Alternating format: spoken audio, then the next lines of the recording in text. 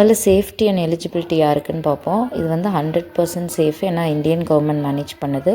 Account வந்து single account open பண்ணலாம், joint account open பண்ணலாம், மேக்ஸிமம் 3 பேர். Next deposit limits. இது வந்து மினிமம் மந்த்லி இன்கம் ஸ்கீமுக்கு 1000 ரூபாய் இருந்தாலே ஓப்பன் பண்ணலாம். இதுவே ஆர்டியாக இருந்துச்சுன்னா 100 ருபீஸில் ஓப்பன் பண்ணலாம். இல்லை ரெகுலர் சேவிங்ஸ் அக்கௌண்ட் இருந்தால் 500 ருபீஸ் இருந்தாலே ஓப்பன் பண்ணிக்கலாம். சிங்கிள் அக்கௌண்ட்டாக இருந்தால் மேக்ஸிமம் 9 lakhs வரைக்கும் டெபாசிட் பண்ணலாம். ஜாயிண்ட் அக்கௌண்ட்டாக இருந்தால் மேக்ஸிமம் 15 lakhs டெபாசிட் பண்ணலாம். Next pay out and maturity. இதில் லாக்இன் பீரியட் வந்து 5 years. இன்ட்ரெஸ்ட் வந்து ஃபிக்ஸ்டு.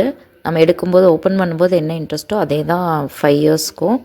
கவர்மெண்ட்டில் 3 months சேஞ்ச் பண்ணாலும் நமக்கு ஃபிக்ஸ்டாக தான் இருக்கும். அதே மாதிரி மந்த்லி வந்து நம்ம சேவிங்ஸ் அக்கௌண்ட்டில் இன்ட்ரெஸ்ட் கிரெடிட் ஆகிடும்.